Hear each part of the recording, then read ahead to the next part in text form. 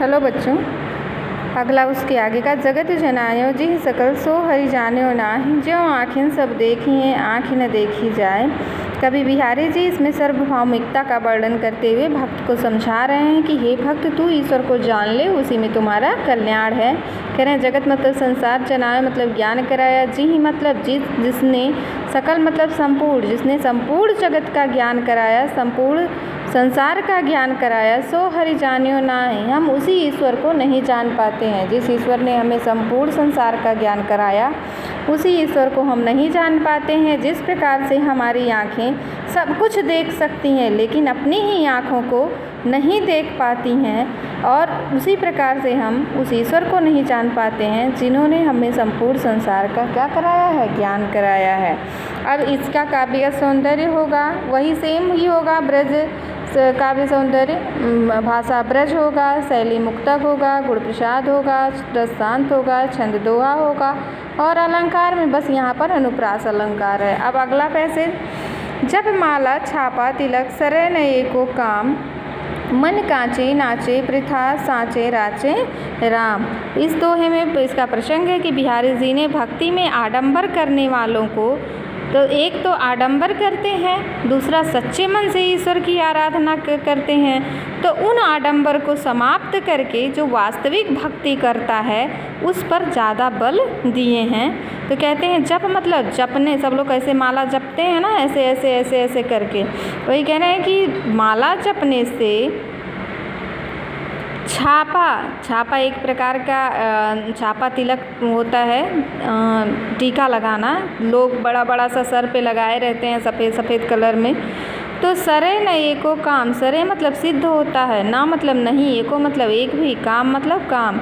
जप करने से, माला जपने से, टीका लगाने से कोई काम क्या नहीं होता है, सिद्ध नहीं होता है, क्योंकि मन कांचे, जब तक हमारा मन कच्चा है, ईश्वर है, हम बाह्य आडंबरों को देखकर चलते हैं, नाचे वृथा, तब तक हमारा मन वृथा मतलब व्यर्थ, नाचे मतलब नाचता रहता है, घूमता रहता है। जब तक जप करने से, माला जपने से, टीका लगाने से कोई काम सिद्ध नहीं होता है। हमारा मन जब तक कच्चा रहेगा अर्थात ईश्वर को नहीं जान पाएगा, तब तक हमारा मन व्यर्थ ही नाचता रहेगा, अर्थात जब तक हम बाह्य आडंबरों में घूमते रहेंगे हमारा मन व्यर्थ ही घूमता रहेगा इधर उधर। क्योंकि साँचे राचे राम, क्योंकि जो सच्चे हृदय से ईश्वर की भक्ति करता है, ईश्वर उसी से प्रसन्न होते हैं, अर्थात राम उसी भक्त से ही अनुरक्त होते हैं, अर्थात उन्हें ही ईश्वर की प्राप्ति होती है। अब इसमें भाषा है ब्रज, शैली मुक्तक, गुण प्रसाद, रस शांत, छंद दोहा, और अलंकार यहाँ पर अनुप्रास अलंकार है। अब भक्ति के दोहे खत्म हो गए, अब आ गए नीति के दोहे। नीति के दोहे ये हमें दो अर्थी होते हैं, ये हमें क्या करते हैं, अलग अलग से तुलना करके, उपमा दे करके यहाँ अर्थों को समझाता है कि ये नीति के दोहे हैं। तो दुष्ह दुराज प्रजान को क्यों न बढ़े दुख दंड, अधिक अंधेरो जग करत मिल मावस रविचंद। देखो बेटा, जिस प्रकार से जब क्या होता है, अमावस्या के दिन, हम जानते हैं अमावस्या के दिन पूरी रात अंधेरी रहती है, और पूर्णिमा के दिन पूरा दिन, पूरी रात क्या होती है, चांदनी वाली होती है। तो ये क्या क्यों होता है, क्योंकि सूर्य और चंद्रमा एक ही राशि पर आ जाते हैं। मिली मावस रविचंद, रवि मतलब सूर्य और चंद्रमा मतलब चंद्र मतलब चंद्रमा। जब अमावस की रात में सूर्य और चंद्रमा एक ही राशि पर आ जाते हैं तो पूरे संसार में क्या हो जाता है, पूरे संसार में नहीं कहेंगे, उस समय के अमावस्या को पूरी रात क्या हो जाती है, अंधेरी हो जाती है। तो वही कह रहे हैं कि दुष्ह मतलब क्या होता है, असह्य, दुराज मतलब दो राजाओं का राज, प्रजान को मतलब प्रजा को, क्यों न बढ़े, क्यों नहीं बढ़ेगा, दुख द्वंद मतलब दुख मतलब द्वंद्व, और द्वंद्व मतलब क्या होता है, द्वंद, दुख मतलब दुख। कह रहे हैं कि जब एक ही राज्य में, मान लिया एक ही टीचर, दो टीचर एक ही क्लास में पढ़ा रहे हों, मैं उदाहरण आपको बता रही हूँ, दो टीचर एक ही क्लास में पढ़ा रहे हों, और एक टीचर कह रही हो ये बच्चों किताब खोलो, ये मेरा वाला पढ़ो, दूसरी कहे मेरा वाला पढ़ो, तो आप क्या करेंगे? दोनों तो आपके टीचर हैं। आप ऐसे बहुत परेशान हो जाएंगे कि मैं इन मैडम वाला पढ़ूं या इन मैडम वाला पढ़ूं, है ना। और इससे क्या होगा कि ना आपके समझ में इनका पढ़ाया हुआ आएगा, ना आपके समझ में इनका पढ़ाया हुआ आएगा। तो उसी तरह से एक ही राशि पर जब सूर्य और चंद्रमा आ जाते हैं तो अमावस की रात हो जाती है, जो बहुत अंधेरी होती है। उसी से उपमा करते हुए, तुलना करते हुए कवि ये बता रहा है कि जिस राज्य में 2 राजा हो जाएं, दुराज प्रजान को जिस राज्य में 2 राजा हो जाएंगे तो उस प्रजा का दुख और द्वंद्व क्यों नहीं बढ़ेगा।